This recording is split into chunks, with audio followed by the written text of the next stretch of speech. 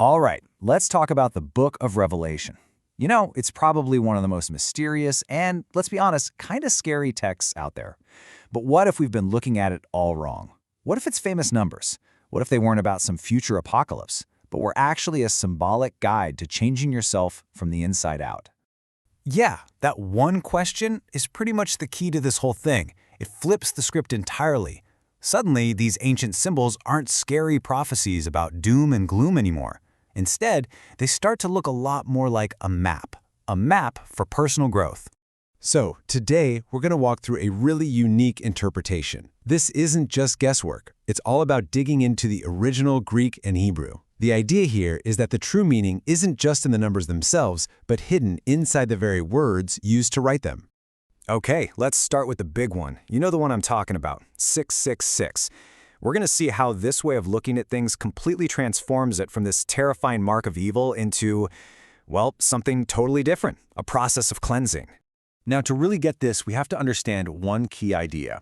It's a Korean term, pyobaek, and it literally means bleaching.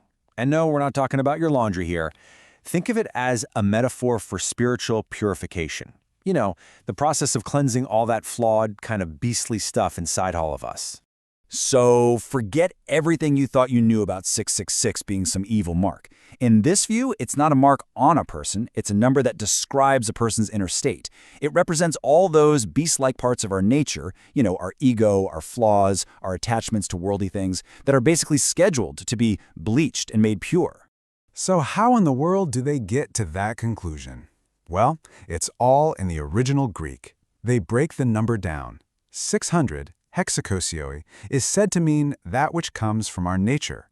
Then you have 60, hexakanta, which represents worldly wealth and all our attachments. And finally, 6, or hex, is the finish line. The completely purified, totally bleached state. So it's not just a number, it's a three-step process. When you look at it this way, 666 totally changes. It's not a curse. It's more like a formula for a complete personal transformation. It's a promise, really, that all those imperfect, beast-like parts of us are meant to be purified, not just condemned forever. All right, so if 666 is the process, what's the result? That brings us to another famous number, 144,000. And this number doesn't just pop up randomly. It's presented as the total opposite, the other side of the coin to the whole 666 process. You know, most people hear 144,000 and think it's a literal head count, right? Like exactly that many people get saved. But this interpretation says, nope, not quite. It suggests it's not a number of people, but a number that describes the state of a person. And just like with 666, the secret is supposedly in breaking down the number. So 100 is said to symbolize our flawed human nature. They call it the Adamic nature. 40 represents our attachment to worldly stuff, our wealth, and 4 symbolizes the state of being bound or tied up.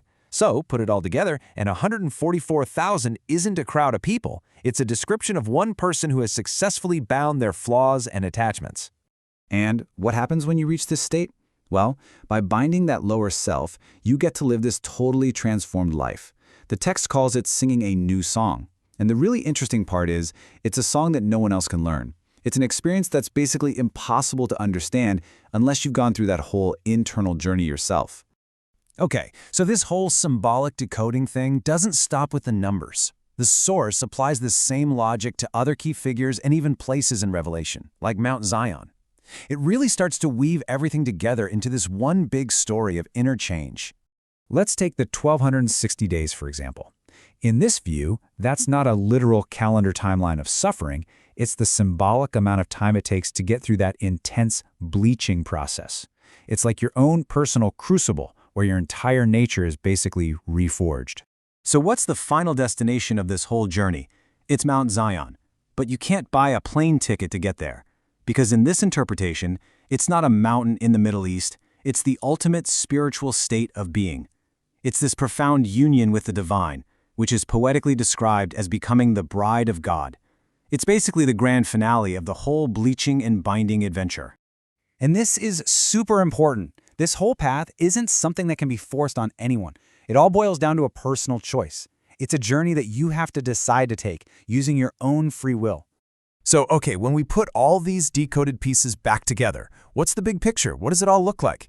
Well, it starts to look less like a spooky prophecy about the end of the world and a lot more like a map for spiritual growth, a guide to evolving yourself.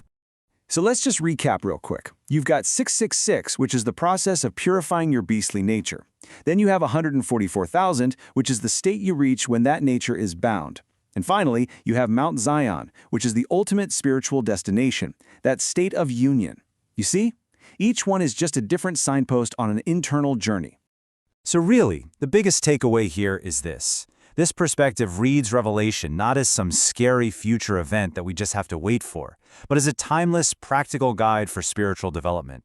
It's a map that's available to literally anyone, at any time, who's willing to actually take the journey. And that really leaves us with a pretty provocative question, doesn't it?